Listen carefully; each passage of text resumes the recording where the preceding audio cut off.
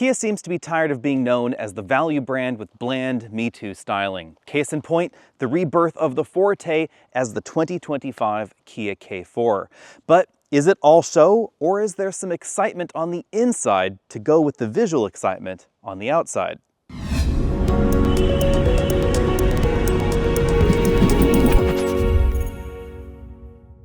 The easy answer to that question is that there isn't really an easy answer, because the K4 may look sporty and exciting, but the engine lineup, as we'll get to in a moment, is not exactly the sportiest or the most exciting. But there is still a lot to love about the K4. Probably the best way to think of the K4 is it's sort of the automotive equivalent to the 1980s Easy Spirit dress shoes that were advertised on TV nonstop when I was a kid.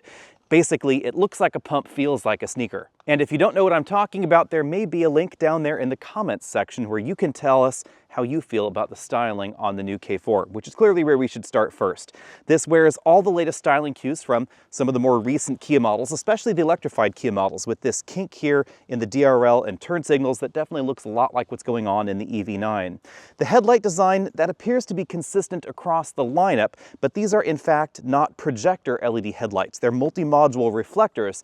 I do, however, like the fact that we have LEDs standard in every version of the K4, including the base model at $23,145 including destination, but you won't get the fancier projector headlights until you go all the way up to the turbo model. I should mention now that this is not the turbocharged model that you've seen other people review. This is a $28,345 model, including destination, that still has the base engine under the hood, because this is the one that more people are going to be buying. The front end design, pretty consistent across the lineup. However, the grille does change a little bit. It is the slimmest interpretation of the Tiger Nose grille, really, in modern Kias. Fog lights down below, only in the turbo model, so none here in this one. At the moment, the K4 is available in 5 different trim levels. The base LX trim and the LXS get 16-inch wheels with 205/55 series tires. The EX trim jumps that up to two 25/45/17s with a unique wheel, and the GT Line and GT Line Turbo have the same tire size that you see on this model, 235/40/18s. This is my favorite wheel design in the bunch because even though it does have black accents in the middle, it does have some machined portions of the wheel design as well, kind of a spiral pattern. You can also tell the difference between the different trim levels by the cladding around. This one has the shiny black trim, blacked out chrome here and there, and the black mirror caps. You will find body-colored mirror caps on most of the K4s out there. Supposedly, 21st century sedan shoppers are looking for something sleeker, more muscular, angrier, and perhaps a little bit less practical than sedan shoppers of yore. And that's why we find a lower roofline, a higher belt line, a dramatically pinching greenhouse towards the rear, and more of a sleek sportback hatchback style, even though this is a sedan. Has a trunk lid right there instead of a hatch. I think I would have liked to have seen a K4 hatch or sportback because it would have made it a bit more practical. Now, another interesting touch is that the greenhouse doesn't just narrow vertically, it actually narrows horizontally here as it goes towards the rear, really giving this dramatic flare in the back. Something you will definitely notice in the rear door, because if I open this, you'll notice we have that really swooping curve there. That means it's not going to be as practical, especially for families with young children, because the door handle, it's up here. It's not down there like in the front door, so significantly higher up and further inboard because of that curve. We actually had our neighbor's kid try hopping in the back, and she ended up bopping herself in the head with the door. I felt bad about that. The cat apparently is not too pleased because she is walking away as well. The other thing to know is that because this opening is really quite long, you can see that there, it's actually kind of tricky for adults to get in and out if you're not used to it. You kind of have to come up here, grab this, and then do-si-do around that long pointy door to get in the back. Again, much more style forward than practicality forward. From this angle, you can really see how much the greenhouse pinches in towards the rear. That's going to reduce the amount of room by the side of your head, and it is going to limit room in the back if you want to put adults and child seats together in the rear. But the rear end design, I think as a result of that, and just the design choices with these taillights, looks the most finished in the affordable compact sedan segment. One thing to know though, if you get the turbo model, you'll get full LED taillights. In this model, the red blinking turn signal, that's an incandescent element, although the accent lights are LEDs. The K4 comes with a reasonable amount of active driver assistance tech. However, if you want blind spot monitoring and rear cross traffic detection, you have to jump up to the LXS trim. I think that's okay because really very few people are going to be buying the absolute base version of the K4. On the other hand, if you want the 360-degree camera system and pretty much everything else that's optional on that list, you have to step up to the turbo model and then add an option package. So this GT line model, which is basically the top-end 2-liter naturally aspirated version of the K4, it does not have most of that optional list. So the K4 looks like a pump. Why does it feel like a sneaker? Well, that has to do with what's going on under the hood, or what's not going on under the hood, I should say. And no, I'm not talking about my cat who has suddenly decided that this is the exact place she needs to be at this exact moment. I'm talking about the fact that we don't get a hybrid or a high output turbo engine in the K4. So the engine lineup doesn't exactly go with the really aggressive, really sporty styling that we see inside and out. This model has just 147 horsepower under here, and it's mated to a continuously variable automatic transmission in front-wheel drive only. No all-wheel drive in the K4 either. If you want more oomph, there is a 1.6-liter turbo still available, but it's now mated to a traditional 8-speed automatic, not the DCT that it had before. So even though power output is pretty similar to last year, performance in that model is lower than last year. On the other hand, fuel economy hasn't been Kia's forte in the past, but that is improving if we're talking about like engine to the competition. This one is rated for 33 miles per gallon. That goes up to 34 miles per gallon combined if you choose the base trim. That's a little bit above most of the competitors, but in real-world driving, this proved to be more efficient than a base Honda Civic. On the other hand, you can get a Civic Hybrid for not too much more than this model, and that's going to give you 49 miles per gallon and be faster than a Honda Civic Si 0 to 60. It's basically going to blow the doors off of this model, even though that Civic looks more like a sleeper, and this looks more aggressive. For front seat comfort, I give the GT line 8 out of 10 points, 7 out of 10 points for the other trims, because this is the only model, including the turbo version, that will have a powered driver's seat. The memory seat and the ventilated seats, those are optional in the GT line and the GT line turbo, but you won't find heated seats in any other trim. And even in the top trims, the passenger seat remains manual. The first thing you'll notice in the back is how long this cabin is. The front seat's adjusted for me at 6 feet tall. I have about 7 inches of legroom left. This is significantly roomier in terms of legroom than a Toyota Corolla. Also, if you have longer legs, you're gonna love this up front because the front seat tracks move really far rearward. Versus my natural driving position, this passenger seat is about 6 inches further back. So if you've got really long legs, you want to check this out before you check out a Civic or Corolla, etc. Legroom measurements, those are basically identical to the Elantra. Logical because this is riding on the same platform. Now here in the middle, the next thing you're going to notice is no air vents in the middle. You will get air vents if you get the turbo model, but only if you get the turbo model. I do think that's a bit of a bummer, something they could probably change easily if they wanted to. We do have USB-C charge ports there. Now the next thing you're likely to notice if you dig a little bit deeper is that the rear bench is not as wide as you might think, and that's because of the way the greenhouse pinches in towards the rear. That means that squeezing 3 people into the back or a combination of adults and child seats is going to be a little bit trickier in here. And if you really pay attention, it's something you're going to notice sitting here in this seat because the driver's seat is not in line with my seat now as it is in something like a Civic. It's actually shifted slightly inboard. The difference is notable in our door-to-door child seat measure, which at 52 inches is 4 inches narrower than front door to front door. And that means things are going to be tighter there in your shoulder area, and the side is going to be closer to your head as an adult. On the other hand, the K4 has a ton of room for especially rear-facing child seats. Just check this out. We have more than 4 inches between this rear-facing infant seat and the driver's seat, again adjusted for me at 6 feet tall. If you want to do extended rear-facing for your children in those convertible child seats up to 65 pounds, you could do that in the K4. And oddly enough, you wouldn't be able to do that in something like a Toyota RAV4 because that has significantly less usable legroom than we find in here. On the anchor front, the latch anchors are positioned relatively high on the rear seat back and kind of deep back there. So it does make fishing around for them, especially with these fixed latch anchors, a little bit trickier than some, but that's something that I think most people will get with some practice. The two key areas where the K4 has shrunk versus the Forte are rear seat headroom and cargo capacity due to the sloping rear design. Although we still find a pretty decently sized trunk back here, 14.6 cubic feet, and more impressively, in our 24-inch roller bag testing, we squeezed 4 24-inch roller bags back here, something I did not expect it to be able to do. And we have a spare tire under the floor in every model. As we look around the interior, keep in mind we are in the GT line trim, so obviously there are going to be things in here you don't find in the base version. Most notably, this one has the optional moonroof, which is a little bit larger than standard, but certainly not a panoramic roof. Most notably, it has a powered shade rather than a manual shade like we find in most of the competition.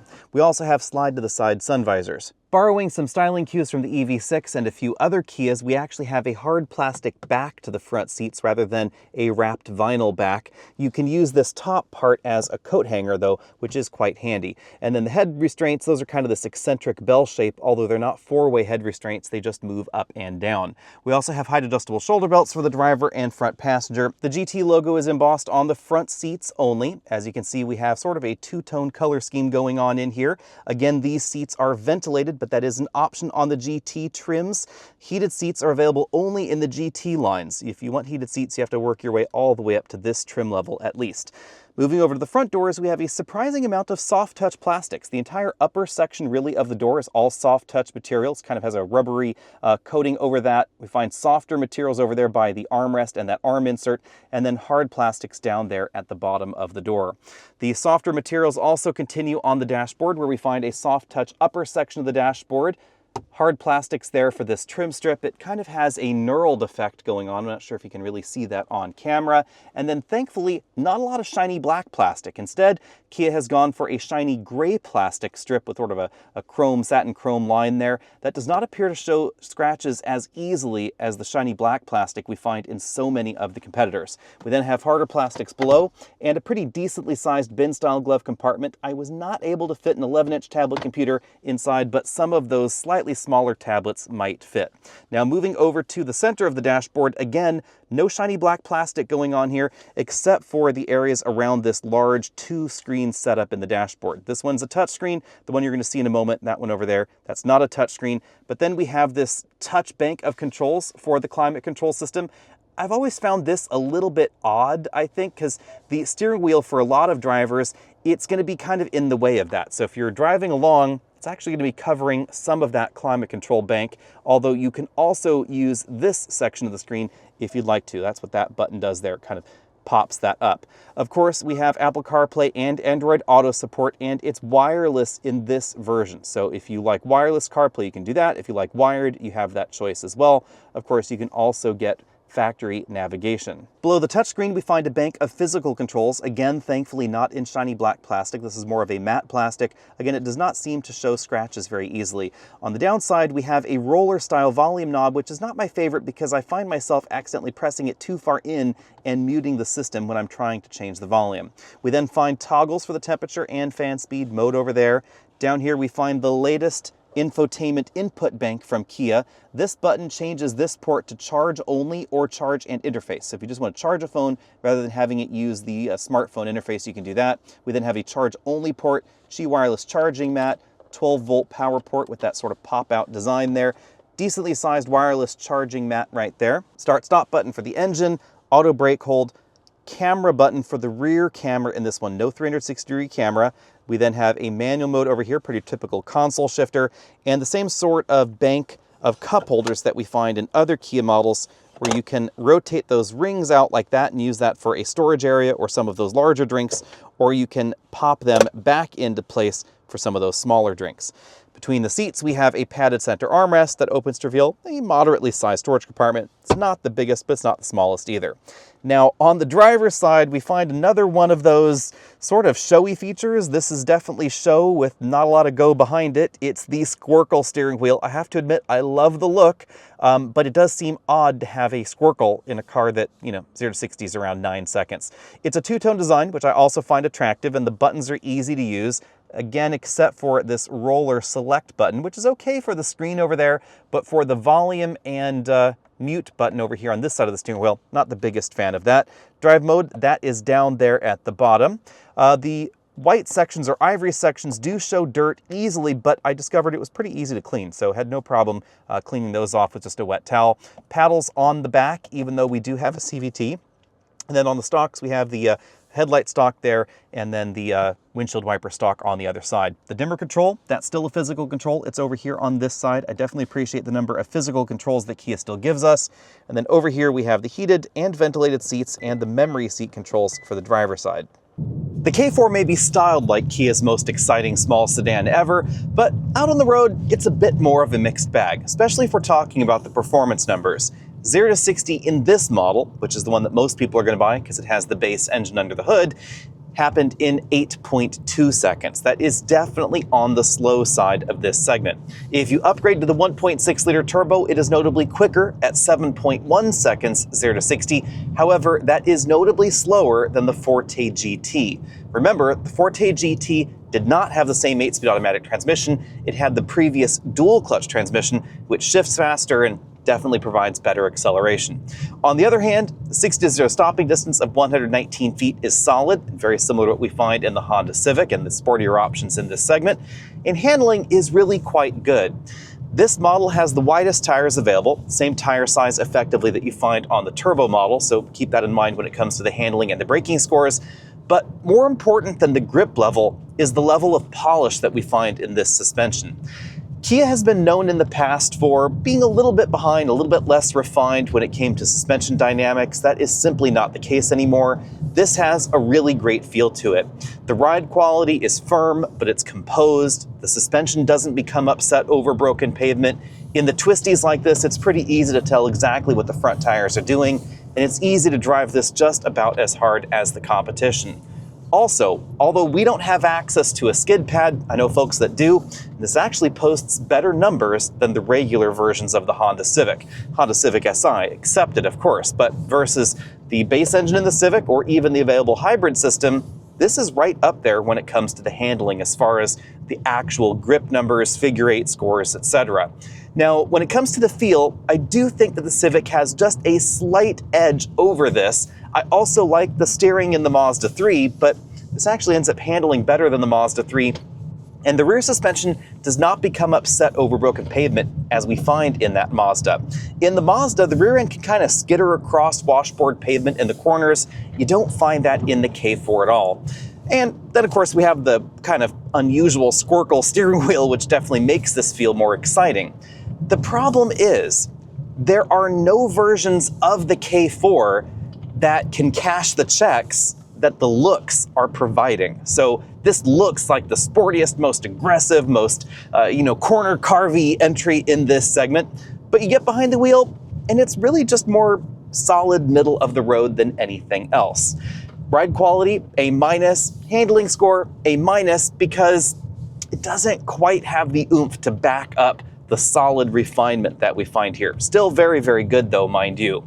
The one area where this falls apart a little bit is actually the cabin quietness, somewhere I had not really expected this to have a problem. We measured 73 decibels in here at 50 miles an hour. That means it's not really much of an improvement at all versus the previous generation Forte. And it is also louder than most of the competition. You'll also notice the engine noise. So if I accelerate here from the stop sign, you definitely hear a reasonable amount of that 2-liter engine here in the cabin. Now, on the other hand, this is one of my favorite CVTs available. I know not everybody is a CVT fan. They provide excellent fuel economy, and they're a reasonable compromise for a small vehicle like this. But what I like about this one is that it shifts ratios very rapidly. If you're in the normal drive mode, it's going to try to default to give you the best fuel economy. So it's really going to try and give you the highest ratio possible at any moment. We're cruising along here, the engine's maybe 1200 RPM. If I floor it, we get what feels more like a traditional automatic transmission shift. It's not quite as quick as the transmission that we find in the Honda Civic, but it's really, really close. And this shifts significantly faster than the CVT and the Corolla, or of course the Nissan products. This is a really good compromise, I would say, between worlds. Fuel economy, though, that is absolutely fantastic. Shockingly, we've been averaging well over the EPA fuel economy estimate in this model. And keep in mind, this has the widest tires. This one's EPA rated for 33 miles per gallon combined. Over a week of mixed driving, we've been averaging 37.3 miles per gallon. And remember, I go up and over a 2,200-foot mountain pass. That normally has a really bad effect on fuel economy averages. At 70 miles an hour in steady state highway driving, this is getting almost 40 miles per gallon. We were running between 39 and 40 mpg in our highway run test. These are solidly fantastic fuel economy numbers for a non-hybrid. But there's that non-hybrid part. If you look at the hybrid options in this segment, you'll get better fuel economy. And because hybrid systems have become so much less expensive over the last few years, a lot of them will be in a very similar price range to the model that we are driving right now. If you are looking at a Honda Civic and you're doing a lot of steady state highway driving, especially higher speed highway driving, you're not really going to get much better fuel economy in that model. Yeah, it's rated for nearly 50 mpg overall, with an EPA highway score higher than this. But remember that EPA highway average is about 48 miles an hour. And if you're going 70, 75 miles an hour, the fuel economy really starts to fall apart in the Honda Civic. The difference, though, is that the Civic Hybrid is significantly quicker than this. One last thing I should mention before we get to pricing. There's not a lot of gas pedal lift-off engine braking. What I mean is, if you're in slow and go traffic and you're trying not to use your brake pedal because you want to be efficient, you will find yourself really getting awfully close to that car in front of you, more so than in the competition, because when you lift your foot off the pedal, you don't start slowing down. It feels more like you're in neutral. And that's part of why we seem to be getting the excellent fuel economy scores in this vehicle. It's a really efficiency-tuned drivetrain, which again is a little bit at odds with the sporty looks all the way around, and in this GT line trim, definitely versus this Squircle steering wheel.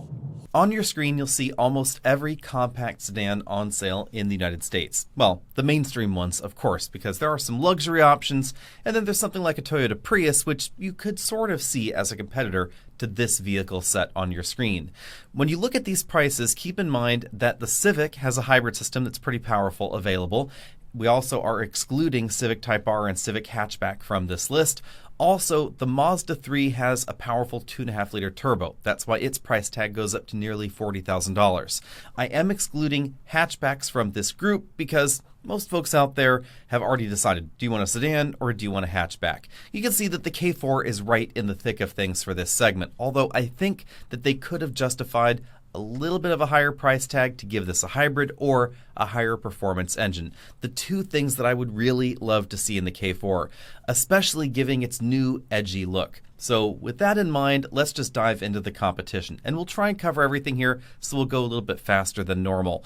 The Corolla has to be first. It is the best seller in this segment.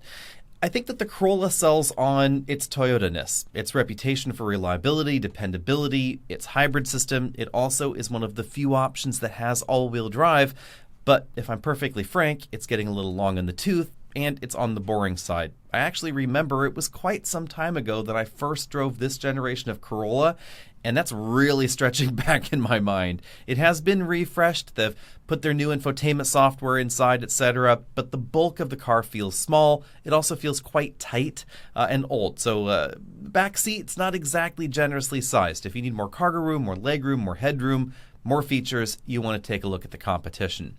The new Civic, it is significantly newer than the Corolla. I think that's why the Civic is selling so well. It's currently the second best seller in this segment.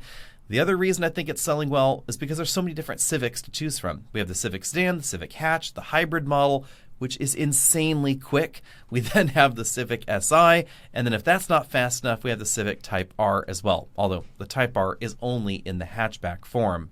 If I were shopping for a Civic, it would absolutely be Civic Hybrid all the way because it goes 0 to 60 faster than a Civic Si. It is actually the second fastest Civic on sale, just below that Type R, and it's pretty fuel efficient. It's not quite as efficient as a Prius, but it's so much more fun than a Corolla or an Elantra hybrid that I can give up the 15 miles per gallon that you'll probably see driving that nicely at 75 miles an hour. You'll notice a pretty big difference between it and the Elantra and the Corolla. but it's so much quicker. I think that is a reason to get the Civic all on its own. The Civic is a little bit difficult to clean on the inside. There's a little bit too much cheese grater on the dashboard for my personal tastes, and I could wish for newer software and bigger screens, but I think it has a lot going for it there. The third bestseller in this segment is the Hyundai Elantra. It's the less edgy cousin to the K4. We expect to see a new Elantra soon, and rumor mill says it's really going to push the boundaries for a small Hyundai sedan. But it's not here yet. Instead, we get the Elantra with an available hybrid system and, of course, a bit more power available as well.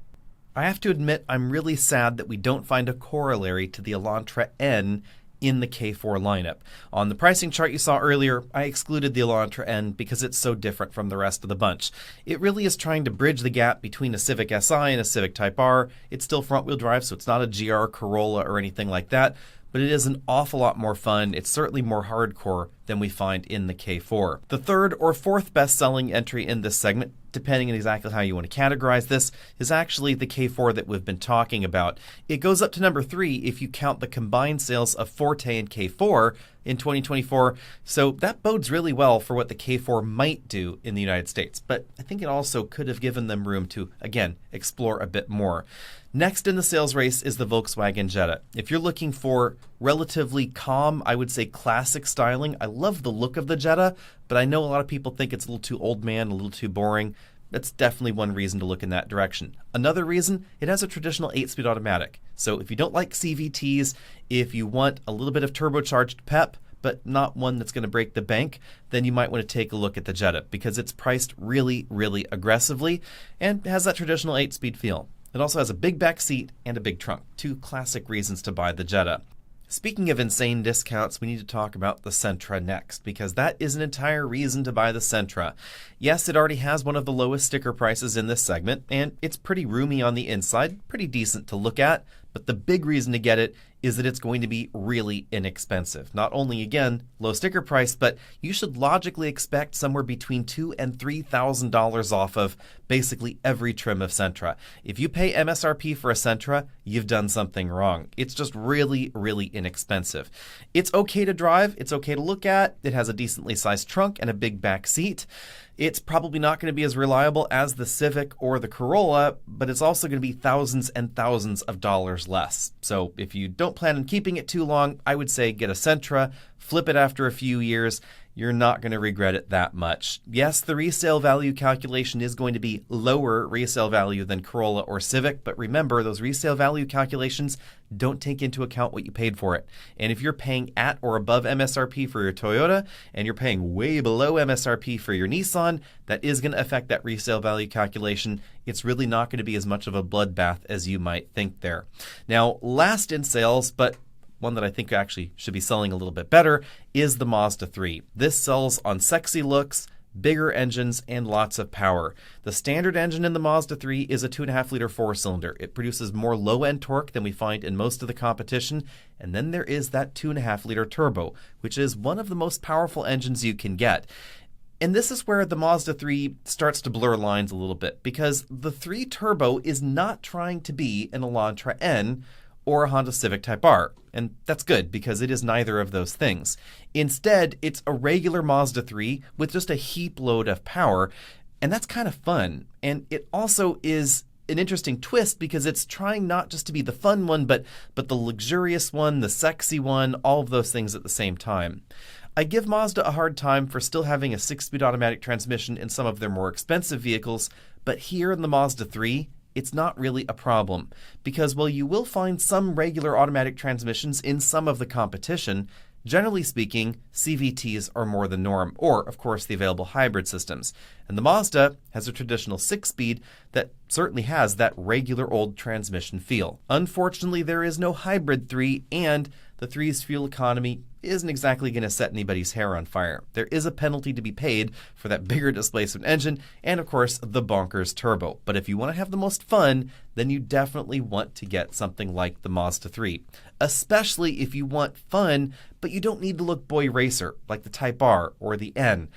The Mazda 3 definitely has a special place in my heart. But if I was shopping in this segment, I have to admit, I would probably look really long and hard at the Civic Hybrid. The Civic Hybrid, honestly surprised me because I suspected, actually you can probably go back in videos and verify this, but I suspected that Honda was going to create a detuned hybrid system, more like what we saw in the Honda Insight the last time it came out in America. So 1.5 liter engine, maybe something like that, 150, 160 horsepower. That is absolutely not what they decided to bring. Instead, they just grabbed the hybrid system from the Accord, same horsepower figures, and they just jammed it under the hood of the Civic, making it this really weird, high efficiency, high horsepower Civic. That is such an intriguing combination. I think it really threw a lot of other car companies off guard.